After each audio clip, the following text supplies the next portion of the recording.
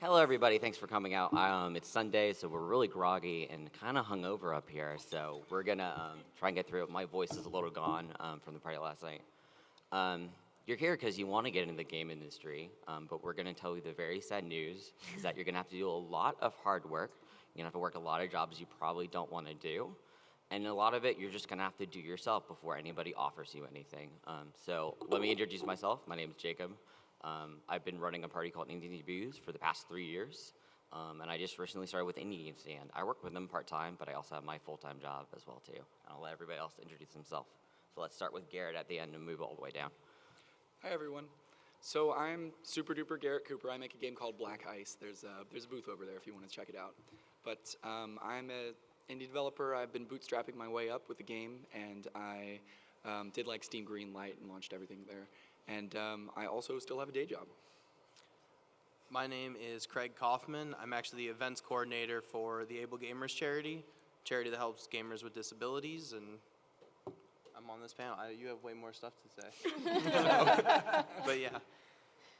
So I'm Becky Taylor. I am a freelance marketing, biz dev, web design, everything unicorn in the game industry. I've worked with over 30 different companies and studios and stuff. I work with a lot of indies and helping them create their brands and stuff. And I'm Amber Osborne. I am the CMO and co-founder of a social media management company with AI behind it. It's called Meshfire. And we work with a lot of community managers in the game industry. And I've been in the game industry only for a year now, so I'm a little bit new to it. But yeah, I know. Thanks, Becky. Hi, everybody. My name is Mario Kroll. I started a website a long time ago called wargamer.com, which I sold about 2002. That's how I got into the video game industry. Up to that point, I always had a real job. And was very fortunate, met some right people and got some great breaks. Most recently, I was the North American lead guy for Calypso Media. If anybody played Tropico 3 and 4, that was games we made. Now I run my own company called ÜberStrategist, which does PR, marketing, and business development. I work with Operation Supply Drop, Able Gamers. I work with Twitch. I work with Mad Cats and SciTech, as well as a few other companies that you probably know. I think I'm the oldest guy on the panel, too. You are. Yeah, I'm a baby. So I got questions for all these guys up here. We're going to have these two mics right over here. We want to hear a lot of your questions, so we're going to run through these questions I have for these guys real quick, and hopefully you guys can line up and ask your questions. But I'm wondering how you guys got started in the industry, and probably what was the hardest part about getting started in it? Do we want to start at Garrett? Yeah, we'll start with Garrett. Okay, cool. I'm first again. Awesome. You're first. So I started, I've always been interested in making games. I used to try to make little TI basic ones on my calculator when I was in algebra class. And so I moved cross country and I had a new job and I just didn't have a whole lot to do. So I picked up Unity and I just started messing around with it. And I posted it on Reddit one day and somebody then took a video of the game and put it on YouTube and they were playing it. And I was like, wow, so people actually like this? Somebody took me seriously, and that was the impetus to just keep going with it. And I built up from there. I launched on itch.io, doing early access, and sold some copies there, and that went really well, and just did Steam Greenlight, and now I'm at PAX. So I actually, I just started hanging out on Twitter for a while, and I ended up, well, it's true. And I ended up wanting, I found out about the charity Able Gamers, and I wanted to get more involved. So I sent Mark, who's the founder, an email and said, hey, I want to do a charity live stream for you. He didn't know exactly what that was because it was like 7 years ago or 5 years ago or something, and I did a stream for him, and it was the first stream I did, and it was the first stream that was for Able Gamers, and eventually he just went, hey, I like what you do, here's an email address, let's keep it up. So just streaming and networking and hanging out. So I can tell you from my experience, I got started because I got tired of going to the big Alienware parties and those kind of parties, so I started Indie Debuts as a kind of like a side indie kind of party, and our first one, we had about 80 people show up, And it was all self-funded by myself, and since then I've been doing it. And then probably about in October, Indie Game Stand reached out to me and said, hey, you're really good at networking, meeting all these developers, why don't you come join us? So that was my way into the industry, but I never really wanted to work. I kind of just happened to be in there. I just love indie games, so I just love being a part of it. So for me, it was interesting. I actually was originally going to school for computer forensics and wanted to work in the CIA. And just weird. Yeah. And so one day in my computer science class, we had this guy come from Turbine for Lord of the Rings Online to help them as a side project for our class. And I was like, wait, you can work in games? It didn't even occur to me that it was a thing. And so after that, I was like, I've been gaming since I was 2 years old, and I got my, I want to do this. So in order to graduate from my college, you needed to do a 6-month full-time unpaid internship. And at that point, I was super determined. I was like, I'm going to email every single studio in America for an unpaid internship. And that failed miserably. I didn't know anyone. It's this random kid just emailing around. And this one studio randomly was like, well, we have a marketing internship that we need help with. And I was like, well, I like talking to people. So I was like, I'll give it a shot. I'm going to suck at this, but I'll give it a shot. And I did that. And through that, I started networking and reaching out and talking to people. And since then, just through networking and stuff like that, all my following jobs, just through networking, really, that's how I got my jobs. And from there, I went to Amazon, and then I went, to Signal Studios on Toy Soldiers, War Chest, and different things like that. It was all just through networking. So that's kind of how I got started, and just talking to people. Yeah, I actually blame Becky for the reason why I'm in the video games industry. I started off in the music business working a lot of marketing and promotions when I was in college, just doing flyering and helping bands out and stuff. So I learned a lot of marketing and promotion skills back in college, and then I went to college, got my degree, and moved to Florida and started a marketing agency there. While I was there, I got an opportunity to move to Seattle to build Meshfire, which is the community management platform. And moving to Seattle was interesting because I didn't know there were so many amazing game studios there when I moved. And what happened was a lot of the people that I was meeting when I moved to this new city were in the game industry. They were working in the game industry, Becky being one of them. And we recently changed our marketing vertical to be more in the game industry because community managers really get it. I mean, they have some challenges and problems that a lot of brands and companies don't have. So I love working with community managers in the game industry. And last year, pretty much around this time, Becky's like, hey, you want to go to this conference? It's called DICE. It's about, I would say a couple hundred people. We all meet in Vegas, and I was like, hell yeah, I'm gonna go to Vegas, and go hang out with game industry people. Sure, why not?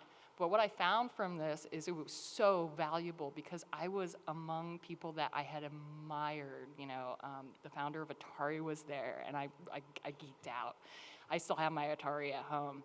And so I just met all these great connections through Becky because she was pulling me around and introducing Just dragged me her to people. person to person to person. So it's only been a year now that I'm in the game industry, but I mean, our company works with Bungie and Wargaming, and since then, I have just found that this community is really special.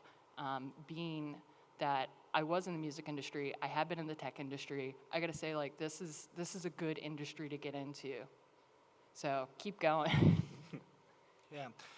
And so I'm going to try and boil mine down so I don't talk to all the Stone Age stuff that you guys mostly probably can't relate to anymore. But basically, I got in the gaming industry before social media. There was no quick turnkey websites. I had to learn HTML and Perl and databases and things like that. But I originally got started, I just got out of the Army. I was moving to Europe, to Germany specifically, and they didn't have AOL. And at that time, we still used to play games by email. So yeah, you'd mail your turn file to somebody, and if they were somewhat motivated, you get a turn back. So anyway, but I was really into it. I was really into strategy games, and moved to Germany, and suddenly my AOL connections where I could find people to play games with didn't exist anymore. but this weird thing called the World Wide Web had just rolled out, and I was like, okay, I'll go check this out. Man, you are old. I am old, I know, but I look pretty young for my age. So, I looked around. I couldn't find any site or any place where people actually did matchmaking for digital war games. So I basically said, all right, how hard can this be? And I taught myself programming.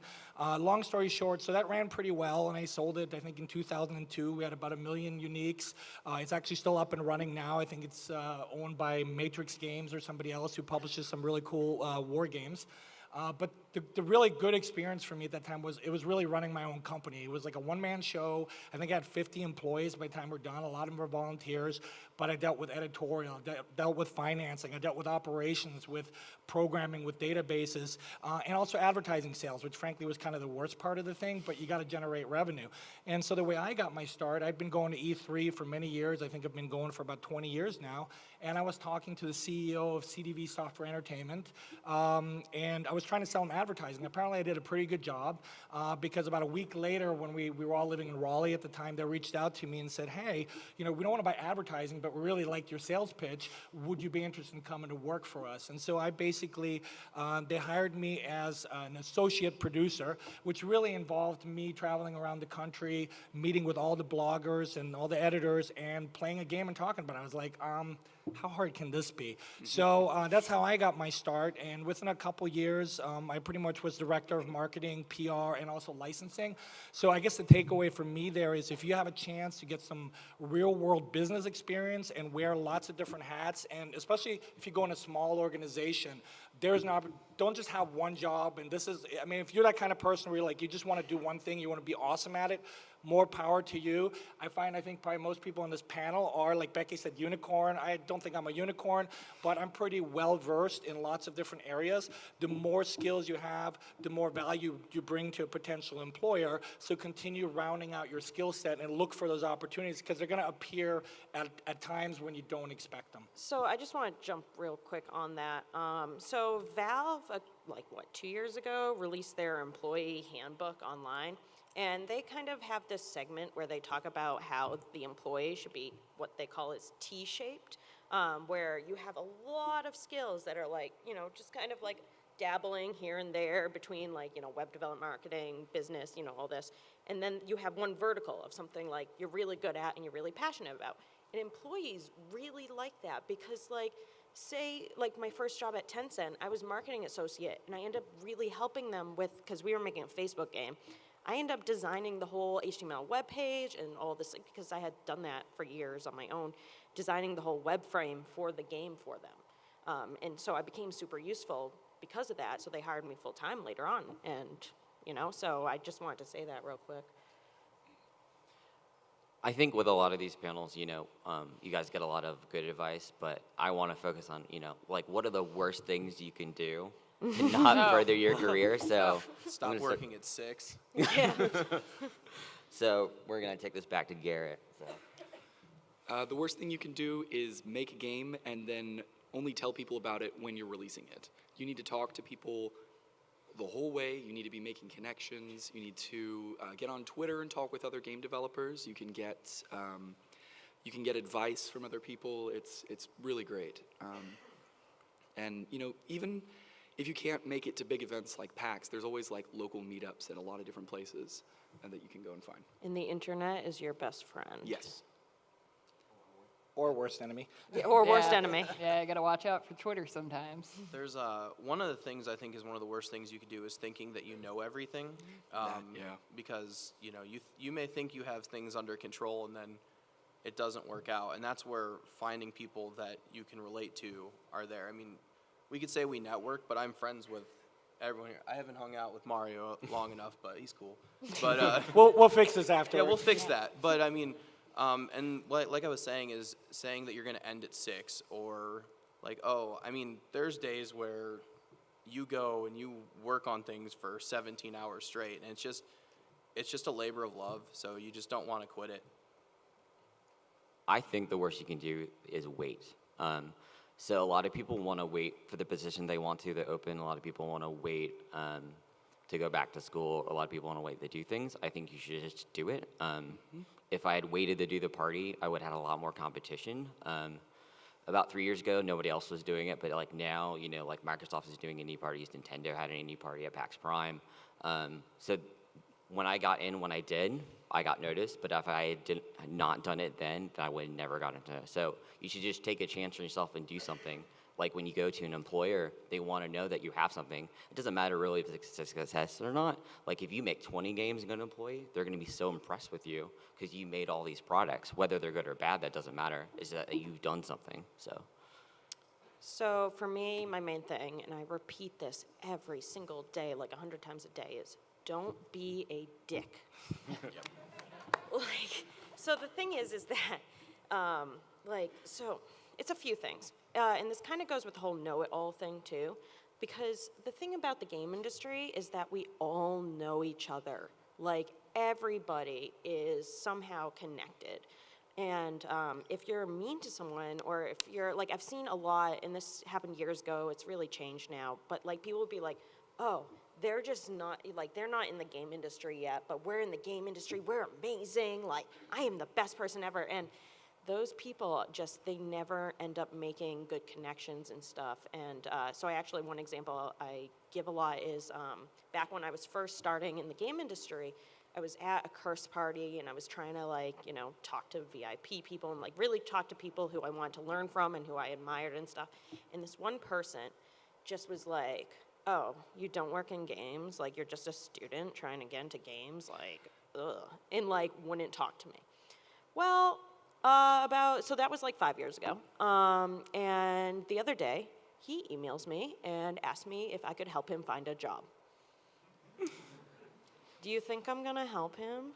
No. So, it's that whole thing where, I can literally attribute every single client or job I've ever had in the game industry is because someone was like, oh, she was really nice to me and she seemed really cool. Like, let me introduce you to someone else who I think is cool, and oh, they have a job for you. All the time that happens. So I am just a huge proponent of don't be a dick. How can I really go after that, really? We could just end it now. Yeah, Really, no, just- done. It's done. It's over.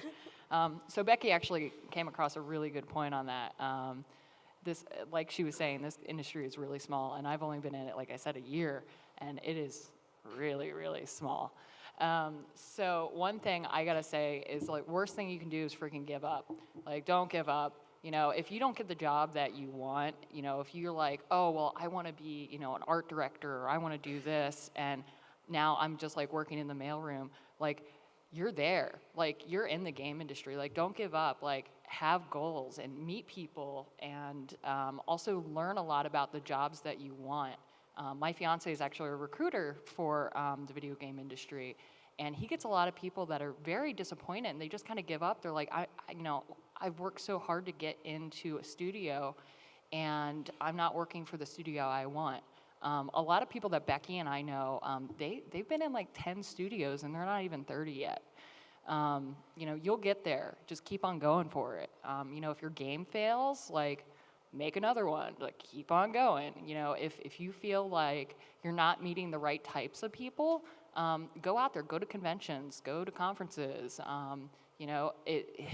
It's so valuable, just the human part of this industry. So just don't give up. Just keep on going for it. So I've got 4 kind of short, I guess, my rules, if I want to think about it that way. And I think they're pretty self-explanatory, and a lot of these have been touched upon here, so I'll just kind of go down my list. So the first thing is that mistakes are completely forgivable, but being arrogant or jerk or dick is that's my number 1 rule. I don't take clients that are jerks. I don't work with people that are jerks. I don't refer business to people that are jerks. In my business, I've built a company in 2 years from the ground up and doing really well, better than I was before when I was working for publishers. And all my business, to no exception, has been referrals from other people, even people that haven't worked with me directly, but I've had a good reputation in the industry, and they know I'm a good guy and I'm going to do the best thing I can. which feeds me kind of my next point is be proactive in your job search, but don't be annoying. And what I mean with there is, a lot of, like, for example, I've hired a couple interns at different times. I've hired one that's now my PR manager, and all small businesses, small publishers, small PR agencies, whatever you want to do, need more help. A lot of times it's, the people that are making hiring decisions are so busy, they don't have time to write job descriptions, or, like when I think about like interviewing a bunch of people, like I already want to like throw up. And it's not because I don't like the process, but it's like I'm so busy I don't have time for it. But if somebody were to approach me when I have a need and hits it at the right time and can articulate some way they can improve my business, I'm more likely than not to say, sure, why not? What's to lose? So don't wait for a job posting somewhere for that perfect job. Go, find out if people that you like working with, that you respect, whether they might have something that you want to do, and be humble about it. Start low, kick ass at it. I can't emphasize that. Even if it's a job you don't love, do the best you can, because people will watch you and judge you, and this industry is tiny, and word gets around. We don't have a lot of jerks that last long. I would say this is like my number one gripe when people approach me with jobs, is perfect your elevator pitch. If you don't know what that is if I ask you, all right, cool, let's talk, what do? You should be able to tell me within 30 seconds why I should, and this sounds arrogant, why I should care about what you can do for my company. It's not because I don't care, but it's because I'm so busy and I don't want to listen to you for 10 minutes, try to navigate somewhere in there what you really do well and what you think you can do for me. But also have a 5-minute pitch in your pocket so that if I am interested, you can elaborate on that. And I got to give credit to my friend Gray here. He helped me with that point just to clarify it. And then the last thing is do great work and don't burn bridges. I've kind of hit on those points. Number one, if you take nothing away, do not burn bridges in this industry because you're done. Yeah, and going back to like the burning bridges part, because social media is out there. Like, be really careful what you say about like your job, the place you work, your friends, anything, because that can really come back to haunt you. I know Becky's like had many stories. I'm about to tell a stories about that, so I'm sure she can elaborate a little bit more. So I'll make this super, super quick because I want, us to answer more questions and get to Q&A. Yeah. But there's this one story that I'm sure a lot of you have heard about, this indie developer who had his game on Steam, and it accidentally released as like early access rather than just full thing. And so he put on Twitter that he was gonna kill Gabe Newell. So Steam took down his game. That just destroyed their entire thing. Because like he even later tweeted being like, from other sales, like, websites and stuff, they were selling like maybe 2 a day, whereas on Steam, they were selling 11 an hour. So it's like, watch what you say online because people are always watching. Like, I mean, he might have not knew anyone who knew Gabe Newell or knew anyone at Steam, but it got back to them. Mm-hmm. And that's the thing, like, if you talk about anyone online, like, it's gonna get back, like, no matter what. It's a very small world. One quick thing, I know you're trying to push it along, but if you are trying to apply for game industry jobs, go through your Twitter history. Yes. There's many sites. Start looking up buzzwords of things that you wish you didn't say, and you probably said them 5 years ago. So you want to delete those. Oh, yeah, I've gone back and like deleted stuff like, my MySpace. Like, thank God when I was a teenager, there was no such thing as a social media. Like, Amen. Yeah, there was AIM. Like, we had no, I didn't even have AIM. I had CompuServe. Yes. So let's move back to the positive things. So we just talked about the worst things. So what are the best things you've done so far for your career? And like, what should they do like day one after they leave? When they leave here, what are they going to start doing to help further their career? So getting on social media like Reddit, Twitter, just meeting people that way is really great. If you can't go anywhere, going to GDC was phenomenal because I met other devs, not only people who could introduce me to other people, but also people that could help me with things. The devs aren't going to buy your game. That's not why you're going. It's to make connections. And I used to think networking was like some other thing that was difficult, and it's really just making friends. It's just talking to people, and people are cool, and almost everybody in the game industry is really cool. And it's really helpful. I'd say if something doesn't exist that you wish existed, just start working towards it. Like even I started throwing a monthly Hearthstone bar night because I just wanted to play Hearthstone with friends, but then I was able to turn it into a charity thing and do all of that. But so now it's networking and it's fun, and I'm just hanging out, not playing Secret Paladin, I promise, while drinking beer. So, you know, just make something. Go out there, try it. You will fail quite a few times, but it's all good. Yeah. Actually, one of the reasons I started making Black Ice is because I didn't have anybody to play Netrunner with. So I'm gonna say go out there and network, but I'm gonna call it make a genuine connection. So a lot of people will send you emails. I get a lot of emails where it's like, hey, I know you run this party. Can I be a part of it immediately, like right now? You want to make a connection with something that you're actually very interested in, and not when you need it, but before it becomes something. So like I'm friends with Craig because I want help with gamerlers. I'm not friends with him so I can get something immediately out of him. I'm really genuine about the cause of able gamers, and I want to help them out as much as possible. So it's not about, you know, BSing people or being fake with people. You know, go out there and find the indie game you love and go and say, hey, I love your product. You know, how can I help you promote it? Or like, what can I do to get more online matches with it or something like that, you know?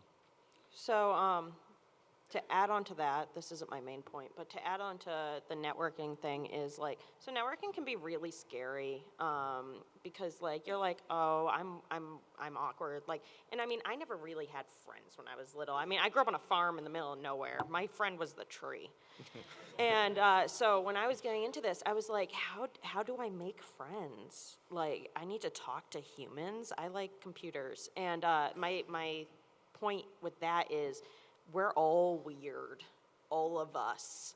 And so it really isn't that bad. Once you start talking to people, like, you know, I've had conversations for hours about saving pigeons with Holly Conrad.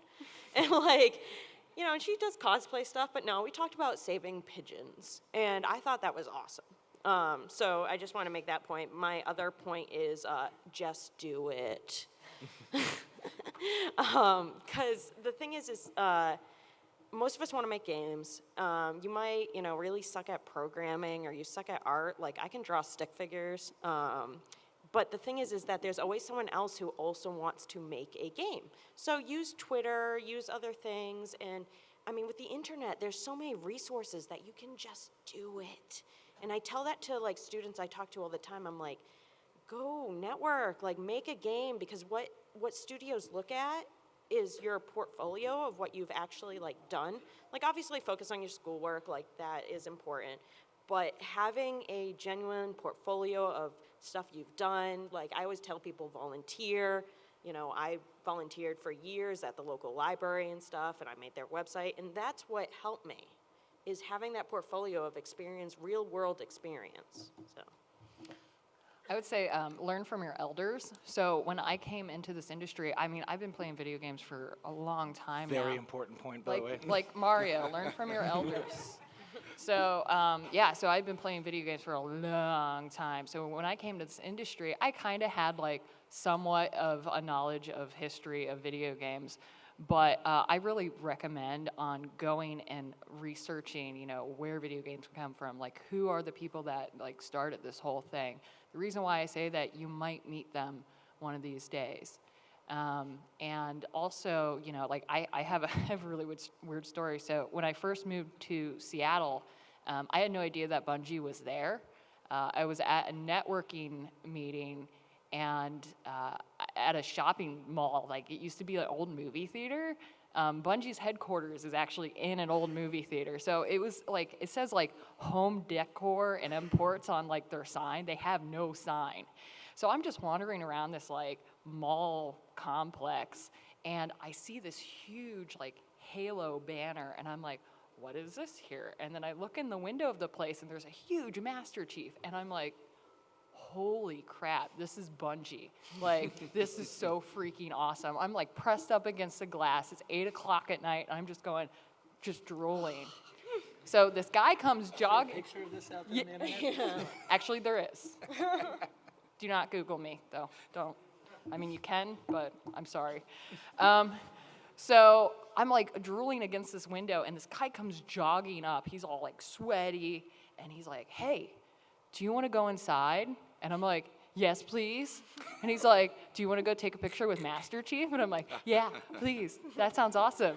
So he's like, I'm Pete Parsons. And I'm like, yeah, okay, that's great, whatever. Let me go take a picture with Master Chief. So I get back home, and I'm telling my friend like the story, and he's like, you met Pete Parsons? And I'm like, who's this dude? So Pete Parsons is actually the COO and one of the founders and creators of Bungie. Now he's the CEO of Bungie. And from there, I went on LinkedIn and I found him, and I was like, hey, I just moved here to Seattle. I'm trying to do a startup. Thank you for letting me in. And I sent him the pictures too. He's like, oh, that's really cute. Because at the time I had blue hair, so I kind of looked like Cortana. And so I was like, hey, thank you. And we just kind of continued that message stream. And now Bungie is one of my customers. So, no history about, video games and the creators and everything, because that might come in handy, especially when you embarrass yourself in front of, half of Twitter going, oh, yeah, I met Pete Parsons, and nobody, yeah, that was extremely embarrassing. So anyways, again, a lot of these CEOs and a lot of these people are on social networks. So if you have a question, just ask them. Try to learn from those people that have been there before. Like Mario. You notice I'm taking paper and pen notes also because my memory's so gone at this point. But so actually, this is great being last year because there's a lot of great points I can just kind of piggyback on. So I'm German. I was born and raised in Germany. So my girlfriend always makes fun of me because I screw up colloquialisms all the time. So I do things like, it's a take and give because I'm thinking, in Germany we're pretty good at, we take it first and then we go to negotiations and give you something back. I know that's not how it really works. But really my point to this is, give something, and that was said earlier too, give something first, help other people, be humble, be kind. Nobody likes that person that comes to you only when they need something. You guys don't like in your life with your friends, and everybody's got a friend like that only comes around when they need something, and when you need something, they're not there, so help other people before you need them. I was going to also say, and this is like an old school, so not everybody may agree with this, but dress for the job. So if you're going to come to a con and you want to be like the most awesome cosplayer or have the most outlandish outfit, that's totally cool. Have fun with it. But that's probably not the same time you should also be networking for job hunting. I personally do look a little bit at the appearance. Will this person possibly be presentable if I put them in front of an editor or a customer or client? And the more senior people are and the older they are, we're still from that generation where we're going to look at that. So think about it. It's the game industry. It's fun. It's very casual.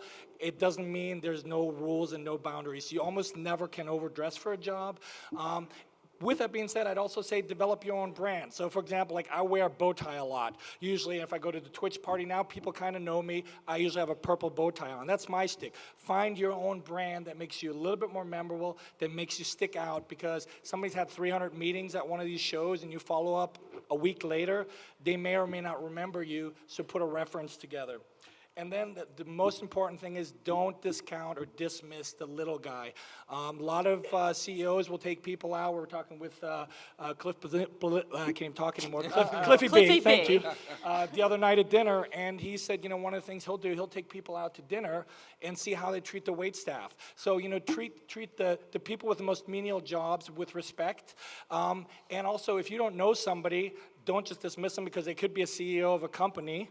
And also another story, so I'll use one of my friends' names in vain, but one of my friends, Evan Lati, used to be a writer out in the Midwest for a smaller outlet, and we used to always invite him to our events because he was a great writer. He was very conscientious. He covered our games very regularly, and we'd bring him out all the time. Well, until recently, he was the executive editor of PC Gamer. So you never know who's going to go where at what point. So make those connections, and make them genuinely, and be friends with people, and you never know what's going to come to fruition for you. So real quick on building your own brand, it's okay to be gimmicky about that. So I've got these really lit up shoes here. And also what Mario said about dressing the part, Also, wear deodorant and shower. Yes. The, That's what I was the saying. third Yeah, day of please. PAX gets pretty bad, and you don't want to run. You don't know who you're gonna run into, and you don't want to be the smelly guy. I know. I'm sitting next to Mario right now, and I'm just like, dude, come on. I know it's day 4 or 3 It's or not even whatever it 4, is, yeah. but Jesus Christ, man. It's my awesome cologne you're smelling. Yeah. But I mean, like, so with the brand thing too, like, just real quick, like, all of us have really interesting screen names, and like, I remember people by their screen names. So I have people come up to me and they're like, "Oh my God, Laser Kittens," and I'm Yep. like, "Yeah," you know, and it's like those things make you memorable because you meet so many people at these conventions that sometimes I'm like, "Who are you again?" And then like once they start telling me, I'm like, "Yes, you were awesome," but. Yeah, that's why it's useful to have your own picture as your profile app. Yes, yes, Yeah, use so many your own people- picture. Yeah, please do. Yeah, you get like cartoon characters and stuff, and it's like, I don't know who you are, but if That's you always post fun. selfies and stuff, yeah. Yeah. Yeah, so if you're going to a convention, at least change your icon. Because so far this weekend, I've tried finding a bear with blue hair and some anime character. So you should definitely do that. We're going to open it up to questions. So if you guys want to line up, we're going to start with the left-hand side and then the right-hand side. So if you guys want to get up and ask questions, feel free to do so. Or we'll go backwards. We Or- can start with that. Yeah. Whoever wants to get up first. Right-hand side. Red chair. Hello there. We'll start with you since you got up first. So there's a lot of people trying to get into this industry, but it's really hard to stand out. What kind of things do you look for someone who wants to be, I don't know, what kind of things would you want for people to use to stand out? So my main thing is like your dedication and your passion. Show it. You know, show that you're dedicated to this and that you're a hard worker. Because if I see some people who are like, oh, I spent 2 minutes making like a box and I'm God, you know? And I've seen that a lot. And they're like, can you publish my game? And I'm like, no. And so that's my answer to that is like, show your dedication, and that's where, you know, the whole just do it, like talk to people, get started, make your own indie company, you know, yeah. Left-hand side. Yep. Yeah, okay. Actually, I was going to just add one more thing to that. First, I was going to ask you, what do you want to do? Like, what kind of job do you want? Are you in the creative side, design? What's your, like, dream job? Currently, I'm working on a lot of more of the programming, technical stuff, but I want to get into design and just,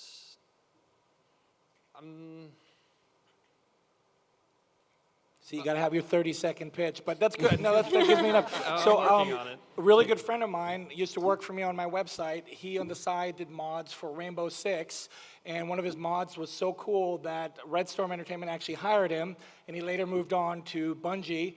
And now he runs his own development company. So find something that's cool that makes you stick out. For me personally, my first job when I was kind of interviewing for a thing, and there was a little bit of a 2-week, 3-week lull, and I was like freaking out going, oh my God, I'm not gonna get this job. I was thinking, all right, I'm going into like a sales, marketing, PR thing. So I put together a top 10 list of why you should hire Mario. And the CEO really liked it. I was talking actually with Gray. He got a job recently a while back at Funcom. And he put a pitch deck together, and I kind of told him, I said, you don't even need to present the pitch deck, but have a simple one idea per slide of why you would make a great community manager, review it beforehand. If you need it and comes up an opportunity, you can show it. Worst case scenario, you're super well prepared, and you can talk to all those points. So find that. I can't come up with one for you specifically. You've got to find that, but have it be a reflective of your personality and what you're capable of doing. Okay, thank you. And also, do you use Twitter? Barely, but Use Start Twitter. Get on for that. sure. Yeah.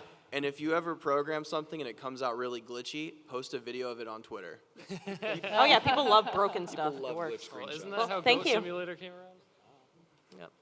All right. Left-hand side. All right, so I don't know if this is specific to mobile development, but I found that, so you mentioned a lot about you said connect with people while you're making the game, not just tell them when it's released, right? Yep. So I've found that that's sort of a double-edged sword. Like as you begin to create this relationship with, say, your fans, as you're making the game, you're connecting with them, but they also seem to feel entitled to you respecting their opinion and that their input is like the final say. Like how do you deal with people trying to shape your game for you without being mean about it? Well, I You mean, know you what I always mean? thank them for their input, then Okay. you can give them a reason as to why you don't agree with it, for instance. So, I mean, just be fair and be straightforward with people. I'm always like, thank you for your feedback, and then like Yeah. completely ignore it. Yeah. Because I mean, that's the thing is like, it's your baby, and like, and some of the feedback's great. You know, some of the feedback's amazing. You're like, you Yes. know, I should do that. But then half the time it's like, no. So I mean, always just be polite, say thanks. Yeah, we actually, for our product, Meshfire, we have a Facebook group because we have a lot of customers, but for our like people that we really want to give them news about updates and things like that, but we want a little bit more of a controlled setting than just putting something out on Twitter and being like, hey, what do you think about it? We use Facebook groups, so we have like private Facebook groups just for our customers, and you could do that with like fans or people that might be interested in your game. So it's a little bit more of a controlled setting, and it's not as open. So you can moderate it much better than Twitter. Thank you. Thanks. Ryan's that. Hey there. Hey. So, as a person trying to make their own first game, what would you do to get local connections, just to get started? Are you a part of your local IGDA? No. Do it. Do it right now. There's one in there's one in every state that I know of. And IGDA stands for International Games Developers Association, just so you know. I would have screwed that up, Becky. I know. Good Well, I going. said games, like International Games Developers Association, like, ugh. But yeah, no, that's super important. There's a lot of meetups in a lot of areas now. So like in Boston, there's Boston Postmortem, there's an Austin group, like, go online and Google, and there's a lot of groups. Yeah. Whatever engine you're using, a lot of the times, like Unity has Unity-specific meetups on their website. You can go look and find those. Yeah, Yep. or go to meetup.com. Yeah, meetup.com, there's usually There's, stuff. and I know in Seattle, there's tons of like indie developer meetups, and it's so valuable to go find like your local people through meetup.com. Yeah, and if you want to, if it's probably a little more hardcore trying to find it, but if none of those come to fruition for you, you could also just look and see what in your local community, because most communities have probably a decent, not well-known developer or publisher. Feel free to reach out to them, see if they maybe need some help or an internship. You're probably going to get a lot of no's, but you also might get a yes. And before, I'm not a developer. I do have a computer science degree, but I quickly left that field. But before I would try to do something completely on my own when I don't have any experience doing it, and a commercial game from a fun mod or something else is a world difference. Go somewhere and work with people that have done it before, are doing it, and be a sponge and learn it all. You're just going to save yourself so much time. Be proactive with that, and you're helping them while you're at it. Might turn into a job, who knows? Thanks for the question. Oh. Left-hand side. What was the international games thing? Oh, sorry, International Game Developer Developer Association. Association, so Yeah. IGDA. .org. They have a .org, yeah. list. So when you go to the website, they have a list for every city that they're in and each state they're into as well. Yeah. Because some states have multiple places where they meet. So Thank you. Okay, thank you. Hey, first I wanted to say thanks for coming out here and giving us all this great information. It's much thank you. appreciated. Thank you. So, my question is actually for Amber. I recently found out through a hashtag from Laser Kittens, oddly enough, and I remember you because of that name, so good branding, about Meshfire, and I've implemented it in my team. I've been in e-commerce for many years, and you're going to have a mobile app anytime soon. So really looking Wow. forward to See, I can't get away from it. Like, this isn't even Twitter. This is like real life Twitter. Oh, I yell at her constantly. It's Wow. funny. So, yeah, I know. Actually, we're coming out with a mobile app very, very shortly. We're developing it I saw right it. now. It's real. It's she's actually helping me with it. Yeah. She's one of my employees. So, so yeah, we're gonna be coming out with a mobile app very soon. And the reason why this is great is because our product, when you're at an event like this, you can automatically put people under a hashtag. And to have a mobile app, it would be awesome. So you can just put all the people that, say, tweet about maybe your game and the hashtag PACSouth automatically on a list. So when you're at the event, it's just doing its job, so you don't have to do it. And so yeah, soon. When I'm at an event like this, I definitely miss the desktop capabilities of Meshfire, so Oh. that's why I'm looking forward to it. But it's a great Awesome. app. Thanks very much. And I love Thank machine you. learning apps and e-commerce. It saves us leads a lot of time. Oh my God, thank you so much. That is so awesome. Thanks very much. Thanks. Thanks. thanks for the question. right-hand side. Sorry?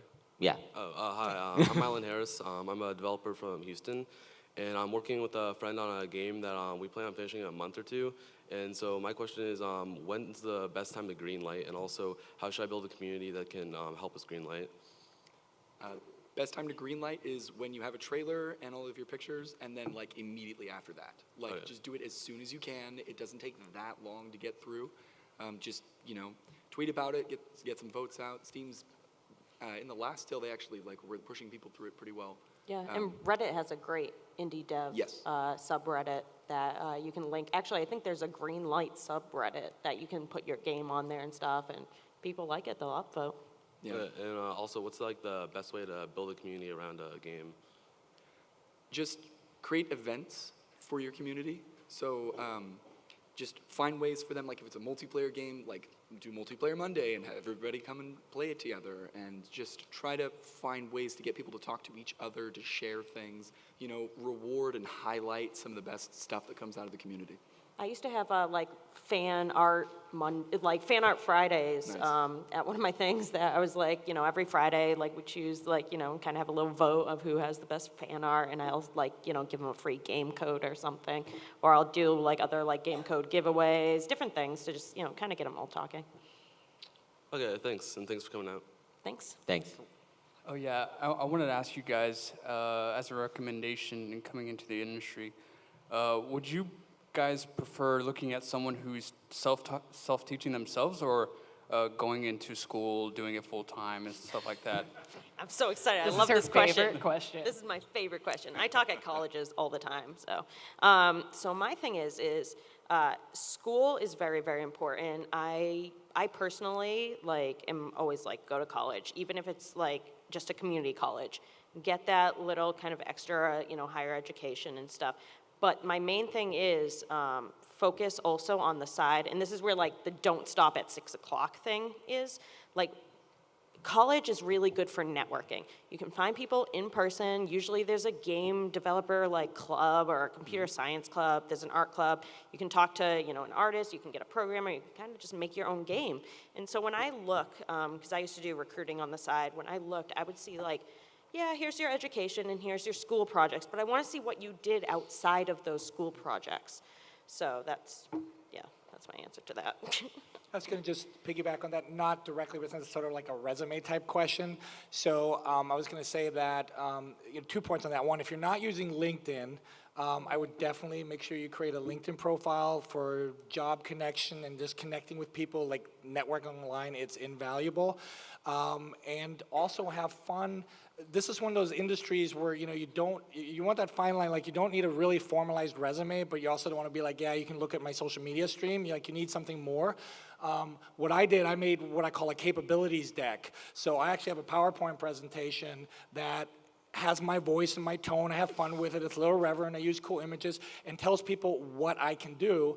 And that to me is a lot more memorable when people are oh wow, this is so much better than getting a 2-page resume. You can still always submit a resume if somebody says, yeah, I really want a resume. But right now I'm finding that LinkedIn and some sort of deck is what most people want if they already don't know you. I had a 22-page deck when I applied to Amazon. I literally went through their fundamentals of being an employee at Amazon and went through each thing and answered why I fit these. Thank you. Thank Thanks you. for the question. Hello. Hey. I'm still a high school student, last semester. And one of the things I am is I'm a writer and a aspiring artist, but I can't do computers for all that much, except art and writing. This is mostly a personal question, but how would I get into the industry with just those two skills, with the art and the writing? So this kind of goes with the education. I tell people a lot, you don't have to go to school for game development to get into the game industry, because games need all different sorts. I used to work with a historian for the writing and stuff. I worked with English majors. I've worked with journalism majors. I've worked with, actually, this one person had a degree in geology, and they needed that for the game to make the rocks and stuff look realistic.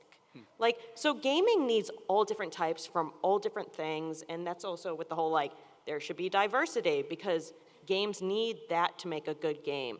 So with just, being a writer and stuff, you could probably also do community management or copywriting, market writing, all that. And you'd, Yeah. okay. And you'd be surprised what skills transfer over. So I used to book punk bands and set up merch booths, and like that skill transfers over to, setting up at a video game expo and all of these different things. So like, you may think that you have those 3 things, but I guarantee that a lot of the experiences you have are actually going to help you out. So I was going to say, like, I have an engineering degree, and I make games. It's cool. And also, don't call yourself an inspiring artist. If you You make are an art, artist, you're an period. artist. If- Let me phrase that. I'm more of a 3D aspiring artist, but I am a touchdown hand artist. I do Yep. a lot of sketching and such. Get rid of the word And aspiring. You the- are. Yeah, don't And take my aspiring. big problem is I have that curse where you know what you want, but you can never seem to translate it back. It's tough. I mean, it kind of goes the whole, like, respect yourself. You are, like, if you do something, you are that. Like, you can. So, yeah. Yeah, none of us know what we're actually, Oh, God. doing. Yeah, people ask me what I do for work, and I'm like, I don't really know. I kind of do everything. My first job, actually, this goes to the writing aspect. So I wrote something about sweet potatoes, and I put it online. And from that, I got a job with Bruce's Yams doing their social media. It was just like one thing. It was ridiculous. But I mean, like, put stuff out there. Like, if you're a writer, put stuff out there because maybe somebody will find it. My fiance hires for like Minecraft, and somebody wrote like an amazing something, I don't know, it was like a story or something about Minecraft, and they ended up hiring them for like one of their books or something like that. So I mean, put it out there. Put your stuff online. Yeah, DeviantArt, Behance. There's tons of websites for art. Yeah, I was going to say just on the writing aspect, I mean, communication is honestly, at least I'm obviously from the marketing, PR, salesy kind of side. That's the number one skill you can have in the game industry, and it will serve you well no matter what you do. And like I've got friends that are technical writers. On the one hand, they're kind of like, oh my God, this job is like, put a hot needle in my eye now. But I bring him in every once in a while when we used to do PR kits for a game, or like I had a game where, a bunch of developers kind of put the game together. It was a lot of fun, but there was no backstory for the characters. So I hired him to help me write cool backstories for each of the characters. You just, to piggyback on this point, you just never know when that opportunity presents itself. So give the world an example of what you're capable of doing. The more you do it, the better you'll get at it. And at some point, something's going to resonate and stick, and you won't know what it is. But the only way you get guaranteed to lose is if you never start. And one more thing, like I know you said sometimes it's hard for you to translate your words to what you actually mean. I'm the exact same way. I drive my wife nuts all the time because I go, hey, wait, does this sound good? And I will practice what I'm going to say in an email or something else. So it doesn't hurt to drive somebody nuts, as long as they legally can't leave you. This is more of a personal thing. I always seem like learn 2 other languages. Who knows what you're gonna find? Exactly. Yeah. And I'm gonna use one of the languages today. Spasiba. It says thank you in Russian. Thank Thanks. you. All right, next question. First, let me thank you for showing us those shoes, because otherwise those moving green lights behind the tablecloth would be driving me insane right now. Secondly, I'm a creative writing major, and I don't expect to get into that right off the top since I haven't done anything in video games until now. But if I don't see any jobs being posted for a company that I'm interested in, would it be helpful for me to cold send my resumes to them? Yeah. Or? Yeah, email them. Do it. Contact them. And that's All where, with my, I emailed, over 200 studios being like, I want an internship. Yeah, my friend really wanted to work for Gearbox. Like, that is his dream job. So he made, and they had no job posted for what he wanted to do. So he wanted to be their community manager. So he made, this huge box or something from the game, and it weighed 40 pounds, and he sent it to them. And then he got a call, and they're like, hey, let's talk. Like, that's really awesome. You put that much work into just sending this and making it. So, I mean, if the job's not posted, just go for it. Yeah, but I would say, I personally, I would not want, I hate blind resumes. It's it just doesn't do it for me.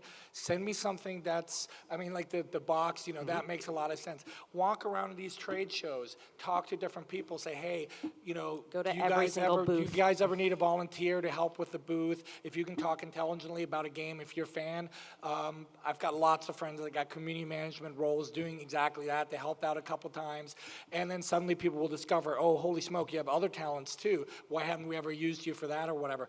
Just think of your first entry as a foot in the door. That's really all you need, and then it's up to you to really dazzle some people. But be content with what you get, but don't rest on your laurels. Keep going for what you really want. If that's what you're passionate about, don't settle for something else.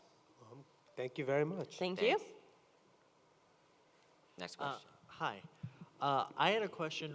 What states or cities tend to attract the most attention in this industry, and how does Texas look in regards to that? Oh, you have Austin, you Yeah. have like, Texas is Dallas. huge. Huge. Yeah, Dallas, like, there's a lot. So there's a website called GameDevMap.com.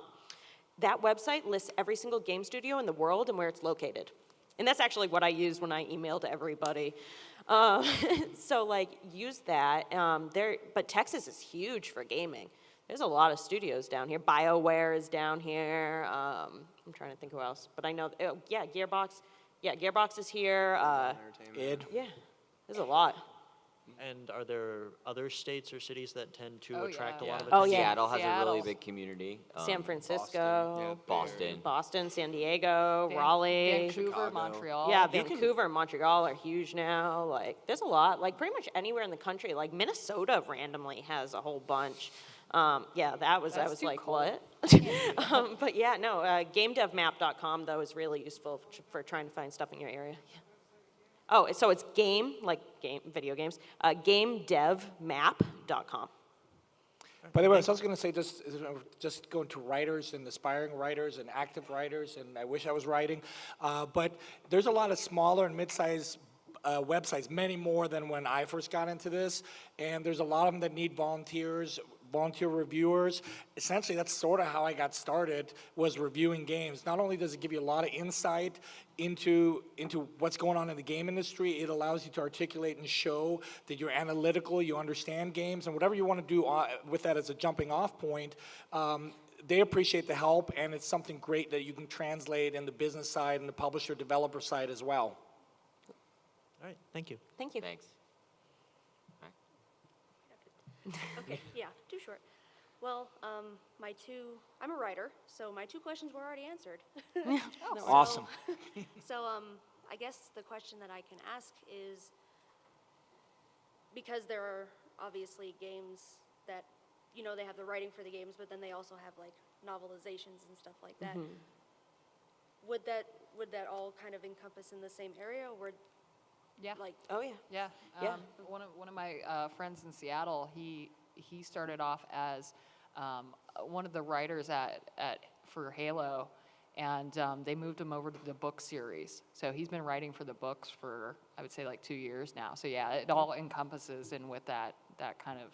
Yeah, and I know a lot of community managers who start off as moderators who are now working like in the game story, who then move into like working for a game website like IGN or something. Like, it's all very translatable, and actually having experience in the other things makes you even more useful.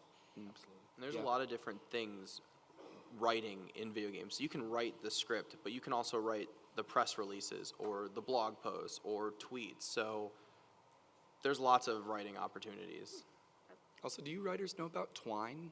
It's a tool that you can just like build your own little games in, and it's mostly for writing. Yeah, it's great. I haven't heard about it, but I'll definitely check It's it free. Yeah. out. All right, well, thank you guys. Thank you. All right. Yes. Got like 50 questions, and I'm just trying to narrow Just it down to one. Just one. Okay. Yes. So you were talking about the horizontal and the vertical and all that. Is there a point when you should? I'm like extremely horizontal. I've got everything from the art to the programming to web to everything. I'm not really a master in any particular thing. Is there something I should be doing with that, like on LinkedIn or whatever.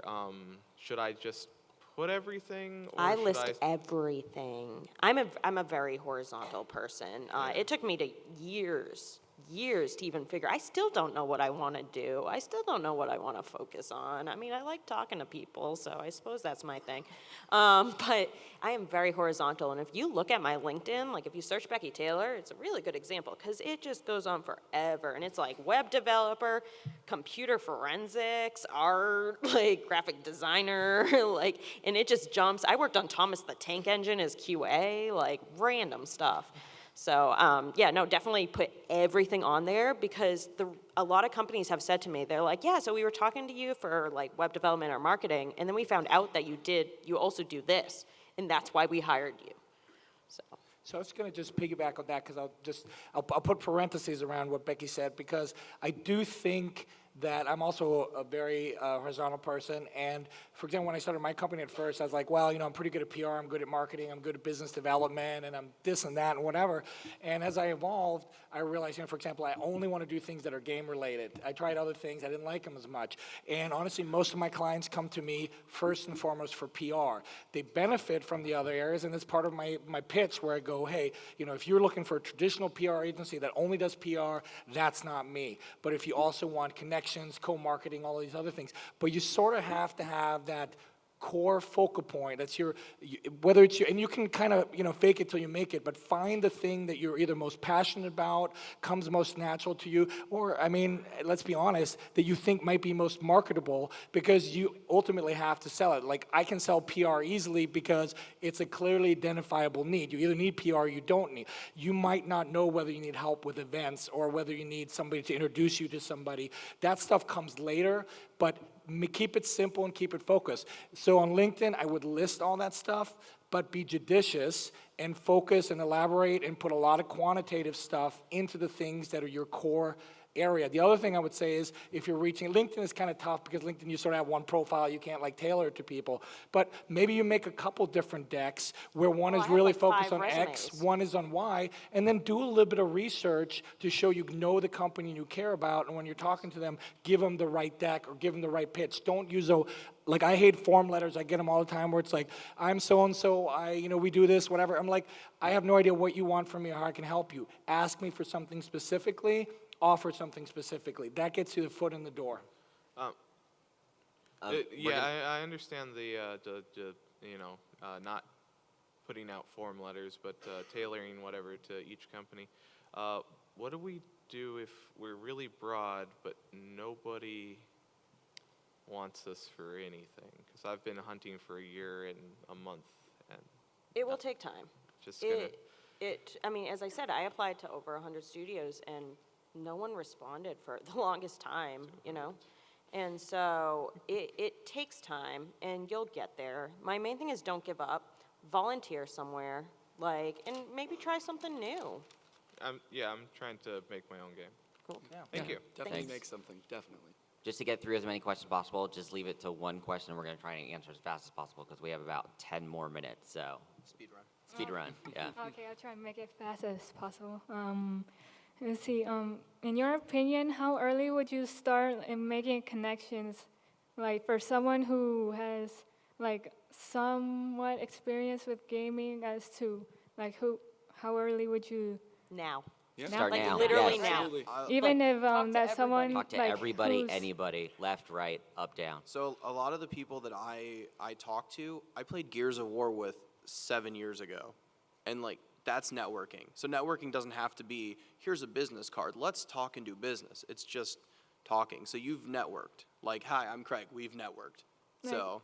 For example, for someone who hasn't been experienced with gaming at all, who's just getting into gaming for a year now, would you still recommend Oh yeah, just the fact that you are interested in games, that's it. That's done.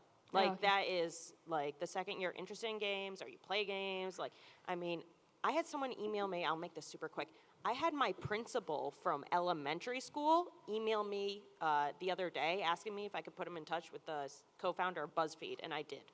And so that connection from when I was 5 years old helped him. you know? So, I mean, that's the thing, like, start right now. Yeah, okay, thank you. Thanks. All right, next question. Hi. Hi. I am also a writer, and I'm an author, and I've been published. You guys have answered most of my questions from other people, but this is like a career change for me for having been published for so long, and now I'm getting into gaming.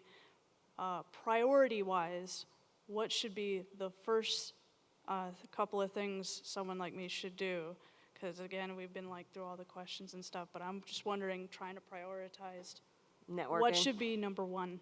Networking. I mean, like, I think networking is so big in game industry.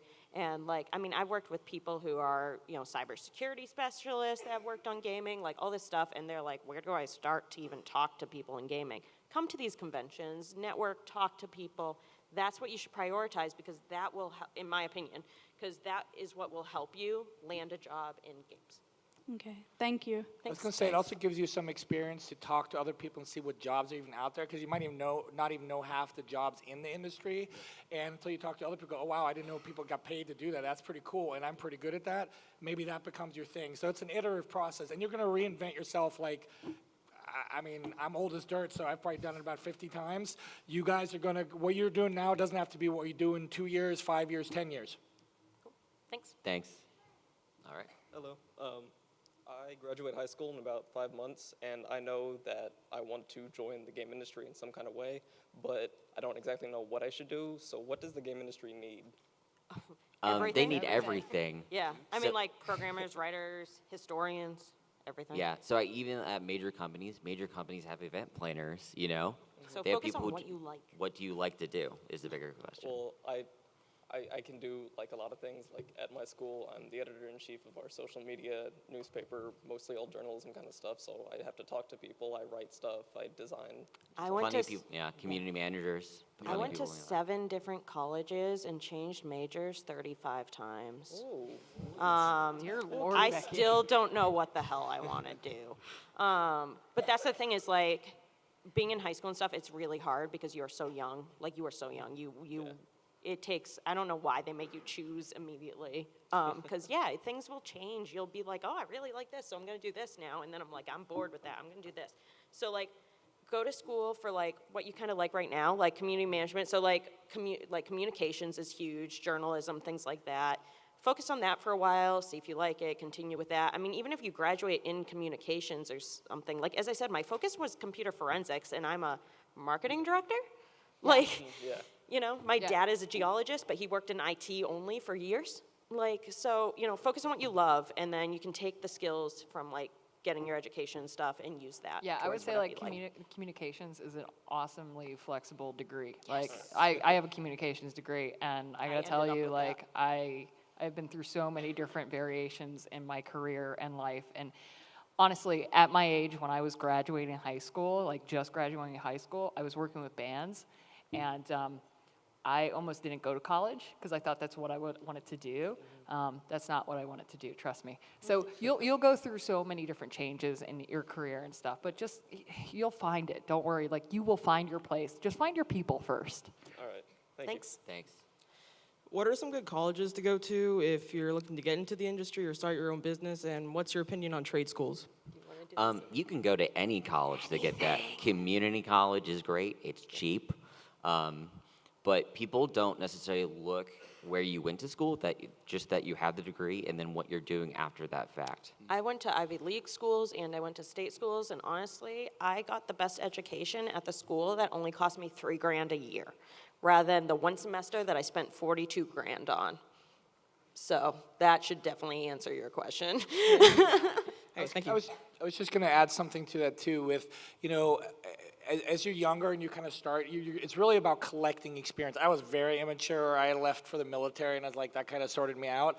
But if you're more mature than I was at that age, if you can sort of look at every opportunity you take as a stepping stone, a building block, and kind of, you don't have to have all the answers right now, but if you can take something out of a job you did and apply that toward kind of you and your skill set, then you're collecting those experiences and you're becoming more well-rounded. Like if you're working fast food, you know what, maybe you're managing people and you're super responsible and you've had leadership opportunity. It's all about figuring out what you're doing now and what you're doing next and how to communicate that has some relevance to what you ultimately want to do. And if you have a general idea, pick opportunities that get you incrementally closer to that step. But spoiler alert, you're going to pursue things that you start doing them, you realize this totally is not what I wanted to do, and you may have to shift completely. It's life. Thank you. We only have time for one more question, but we're going to be outside, so right after this, we're going to walk out here, and you can talk to us right out here. So we'll take our last question. Such an honor. So I'm right on the transitional phase, really getting into gaming from the general idea that it wasn't something that you can really build a profession or a career out of. I don't know why for so long that was my mindset. I didn't either until someone said We you all can did. make games. Really for the past year and a half and coming up, I'm going to be moving to Dallas. I have a lot of people that are going to be working with me. And I believe in the power of networking. At some point, I'll probably tweet, text, try and message all of you, asking you very individual questions about your fields. And I'm happy it's so diversely mixed with the people that are here. I thank you guys. But the general question that I had that I've talked over with people before is, do you really need some involvement in the really big AAA companies, or is that indie mindset something that you can really just from the ground run with? I mean, I've worked with hardware, I've worked with indies, I've worked with AAA. Like half of us are like indie, half are like, actually none of us are in AAA, are we?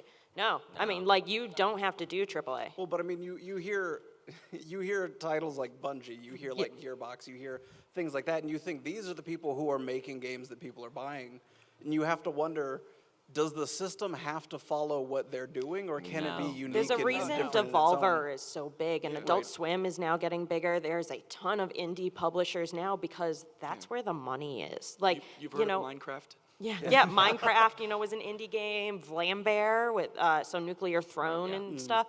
Like, they Undertale. exploded. Yeah. Yeah, Tons and Undertale. tons. Right. Just look at the top sellers on Steam sometimes. Oh, yeah, it's You'll all be indies surprised. now. Rocket League. Yeah, Rocket League, yeah. like Survival, Ark Survival, like Rust, like those are all small. Like Gary's Mod. Gary's Mod is the top selling game on Steam ever. And that was an indie, like just a little. I was just going to add something to that too, because I had like a non-traditional way that I went through this, and I started like very beat title studio and or publisher, and then worked my way up from that and so forth. And then next thing I'm interviewing with Bethesda and Rockstar and a couple other ones. So I will say that there's a little bit of a stigma. So if you don't have that AAA experience, it is tougher to get a AAA experience because they're like, okay, like in marketing, if you've never managed a $100 million budget, they're probably not going to want you to do that. Right. But that doesn't mean I started with maybe a $10,000 budget. Then most of my titles were $100,000. Then I got my first multi-million-dollar budget. If you can execute at those incremental levels, and always look for that next opportunity. That doesn't mean I'm not saying be disloyal to your current employer or job. Right. But look within the organization. Like if you can get more experience, more responsibility, show more of your talent, that's the best thing you can do when you build. And at some point, you're just magically going to be at that point where they're like, holy crap, like that was an indie sleeper. Like I'm sure nobody thought like Limbo, was going to sell the quantities that they have. That was a fairly inexpensive game to make. Right. But if you're a part of that, you can work for any AAA studio. So you just don't know. So just continue doing the best work you can at what you're doing now. I got you. Thank you. Yeah, thank you so much. Thanks everybody for coming out. And if you want to talk to us, we'll be right outside. Thanks. Thanks. Thank you.